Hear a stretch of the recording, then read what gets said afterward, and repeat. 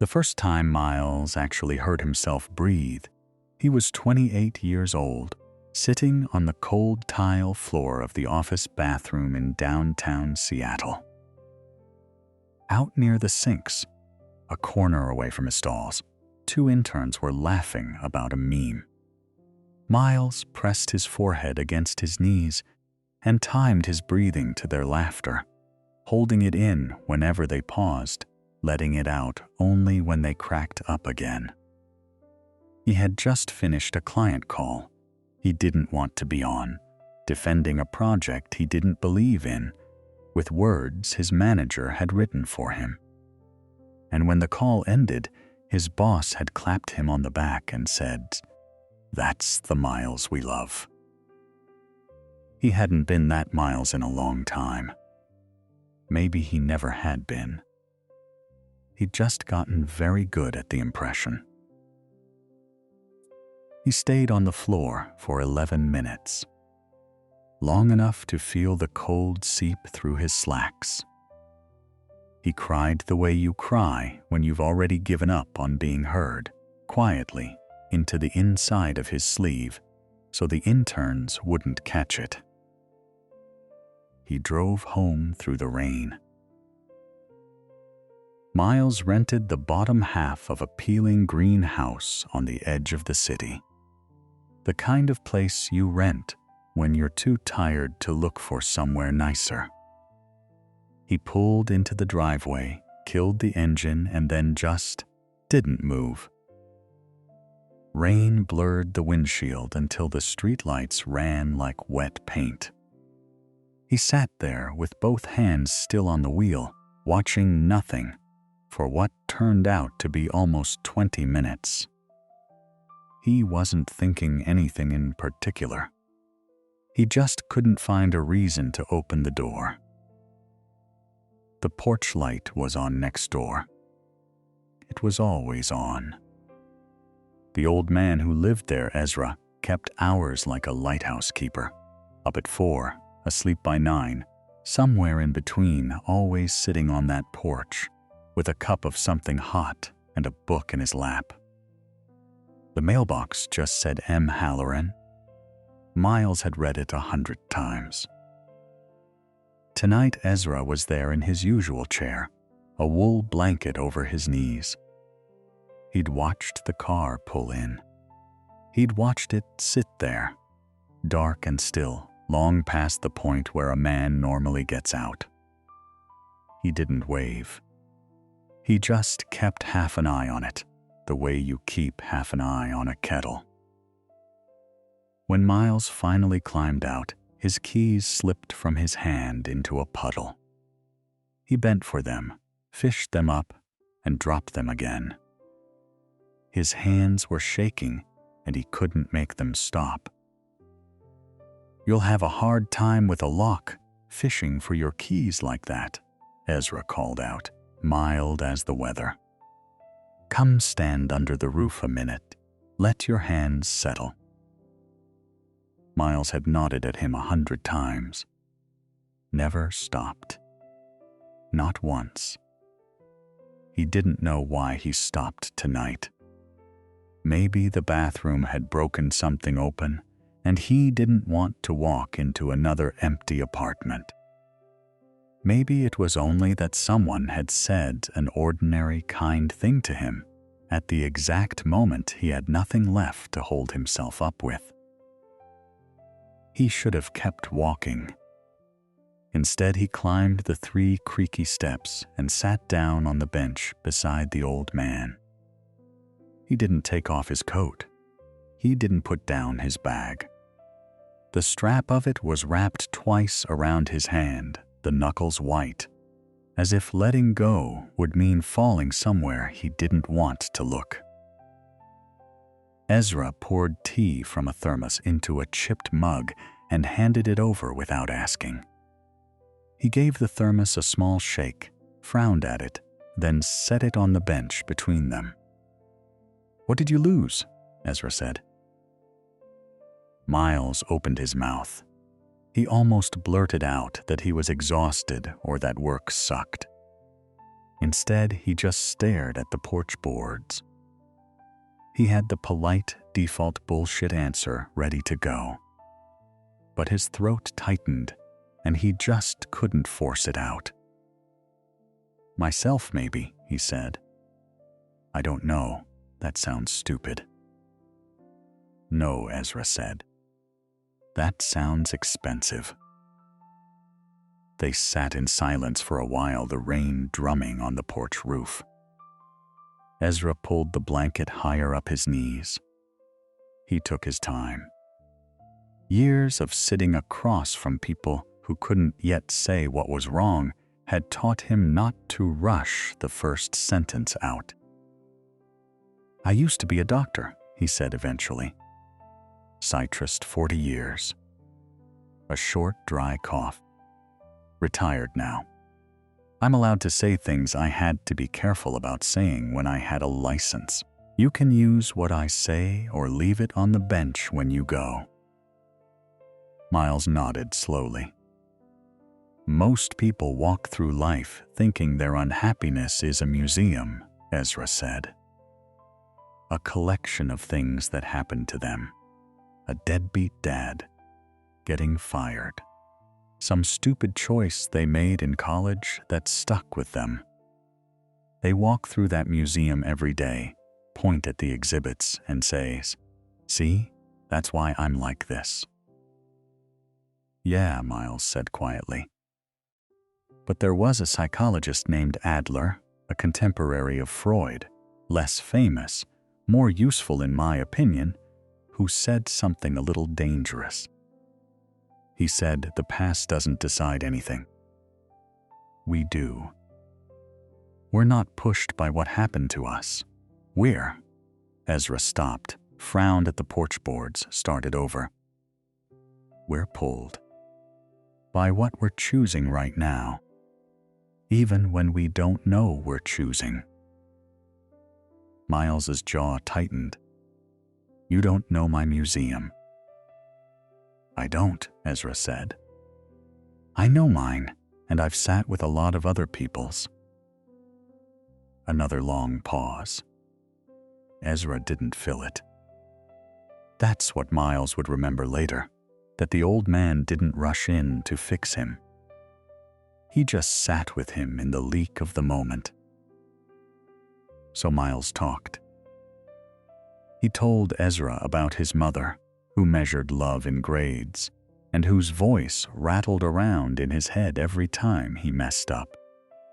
He told him about his older sister, Victoria, the family success, the one who'd gotten the law degree, the husband, the White House with the magnolia in the yard, the one who could shut down a holiday dinner with a single raised eyebrow. He told him about the boss who praised him in front of clients and humiliated him in front of peers. About the girlfriend he had lost 2 years ago because he kept saying yes to people who weren't her. About waking up every morning with a small, dull pressure right under the breastbone that he'd eventually just accepted as normal. "I don't want a pity party," Miles muttered, rubbing his eyes. "I'm just sick of bending over backwards for everybody else." "That's a useful kind of tired," Ezra said. "Useful how?" "It means you're finally sick of faking it. Most people just fake it until they drop dead. You're at least noticing the seams." Miles let out a small, real laugh. He hadn't laughed like that in months. "Here's the thing Adler said that took me a long time to understand," Ezra went on. "People stay miserable because it's familiar. Being happy means you actually have to risk pissing people off, and most folks are terrified of that. And the courage to be happy includes the courage to be disliked." Miles frowned. "What does that mean?" "You're acting like you owe them a tax just to exist. You don't." Stop trying to buy your way into their good graces. The steam had stopped rising from the mug. Miles hadn't taken a sip. "How do you stop?" he said. "You start by figuring out whose job is whose," Ezra said. "Let them be mad. That's their problem to sort out. You're exhausting yourself trying to manage their reactions. And if I stop, then you walk into that same room you keep walking into," Ezra said, tapping his temple once, "and you're allowed to stand a little differently in it." That sentence didn't hit Miles right away. It hit him in pieces over the better part of a year.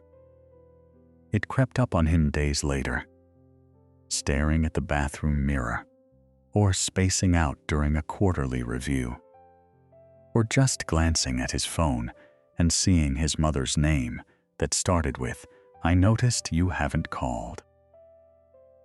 The first week he tried something small. His boss sent a Sunday night email asking him to redo a deck before Monday morning. Miles stared at it for 43 minutes. Then he wrote back, "I won't be able to do this tonight. I'll have a draft to you by Tuesday end of day." The reply came within 5 minutes. One word, lowercase. Noted. Miles turned off his phone, walked into the kitchen, and stood in the quiet kitchen, feeling slightly nauseous but completely awake. Monday morning, his boss didn't look at him in the elevator. Didn't say good morning. Just stared at the floor numbers, jaw set. Miles's stomach pulled in tight under his ribs the way it had when he was 8. And his father came home in a bad mood. He waited for the sky to fall. It didn't fall all at once. The deck was due Tuesday. He delivered it Tuesday, and the boss approved it without a word.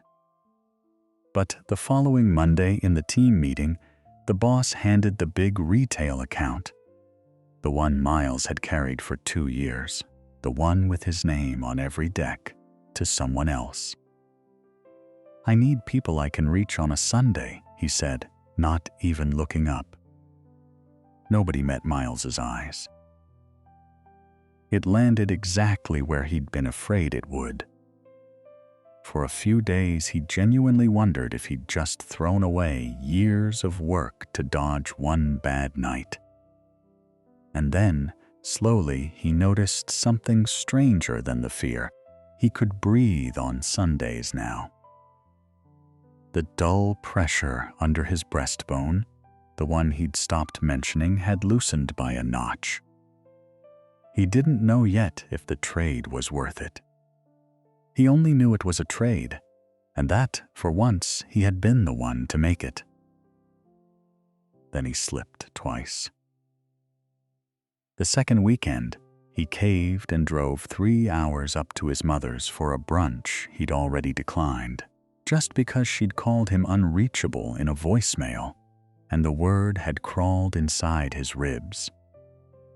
He spent the whole drive home angry at himself, hands tight on the wheel, the heater set too high. The weekend after that, a colleague asked him for the 3rd time to cover an urgent Saturday morning client presentation. "You're so much better at these than me," and Miles said sure, no problem, before he'd even checked his calendar. He realized that night that he'd just steamrolled the one Saturday he'd promised himself. The first therapy appointment he had ever actually booked after months of telling himself he didn't need it. The next morning, he called the clinic back, apologized for the cancellation, and asked for their next opening. This time, he wrote it into his calendar in ink and told the colleague to find someone else. It was a small thing. It felt enormous. Both times he went back to Ezra's porch. Both times, Ezra just nodded and said, "Good. Now you know what the pull feels like. It's a muscle. You don't grow it by getting it right. You grow it by getting it wrong and noticing." The second time, Ezra added something. "You said you'd booked someone. A professional." Miles nodded. "Keep that," the old man said. "I'm just an old guy with tea.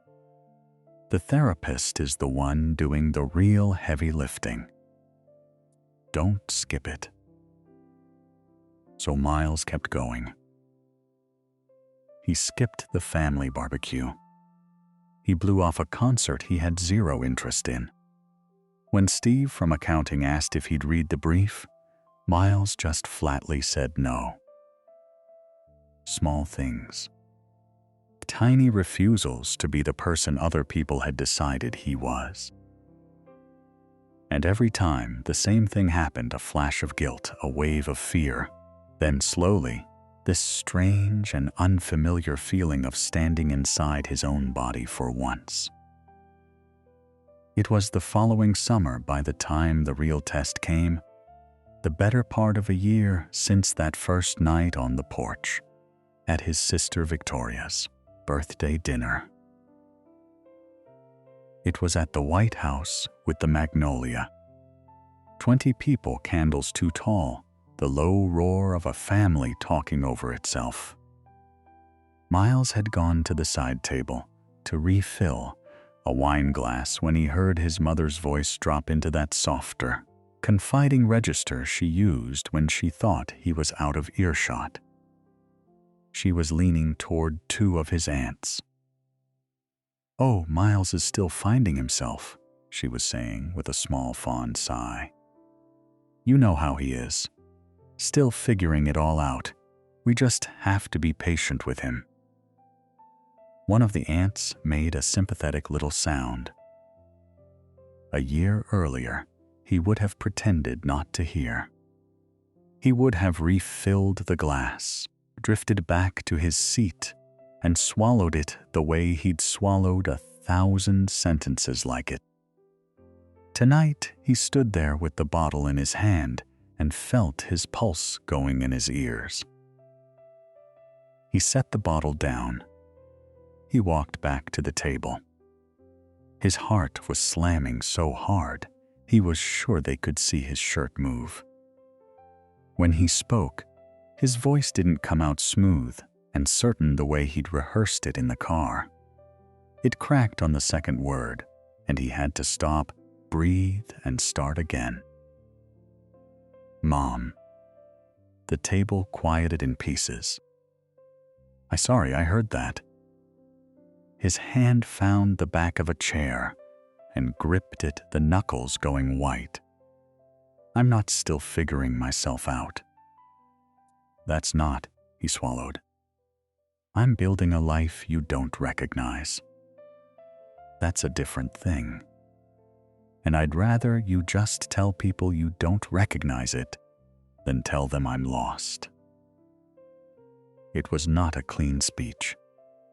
His voice shook the whole way through, and he lost the thread once and had to find it again. But he said all of it. The room went quiet. Victoria's eyebrow climbed. "Miles," Victoria said in that lawyer voice, "we are just trying to support you." "I know." He was still breathing too fast. "And the part of that that's real, I appreciate it. I do. But I don't need you to fix me, Victoria. I don't need to be the family project. I think I'm okay being the one you don't quite understand." He didn't say it cruelly. He said it like a man handing back a coat that wasn't his, clumsily, with his hands still trembling, but handing it back all the same. His mother's eyes filled. Victoria looked at her plate. An uncle changed the subject too fast. After dinner, his mother caught him at the door. "You used to be such a sweet boy," she said, and her voice cracked on the word sweet, and for a second the old guilt rose up in him like a tide. The script in his head told him to apologize, to make it okay, to trade another piece of himself for her smile. He took her hand instead. "I'm still sweet, Mom," he said. "I'm just not little anymore." He walked out into the cold. He drove home in silence. No obsessing over what he should have said, just watching the lane markers flash by. The next evening, he climbed the 3 creaky steps to Ezra's porch with 2 mugs and his own thermos.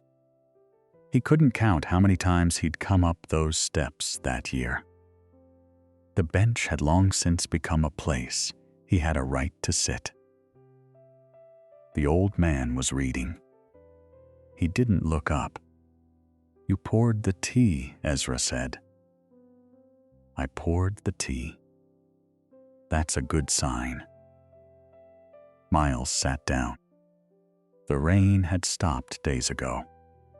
The air smelled like wet pine and someone's far-off chimney. He watched the porch light flicker once and steady itself. "They didn't like it," Miles said. "What I said at dinner." "Of course they didn't," Ezra said. "You stopped acting like their doormat. It pisses people off when you do that without warning. People rarely thank you for that in the moment. Will they ever?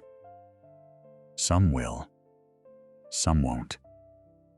"That part," Ezra waved a hand vaguely toward the dark street, "isn't yours to carry." "What's yours?" Miles thought for a long time. The mug was warm in his hands. His chest, for the first time in a long time, was quiet. "Guess I just have to deal with the awkward elevator rides," he muttered. Ezra smiled just a little into his tea.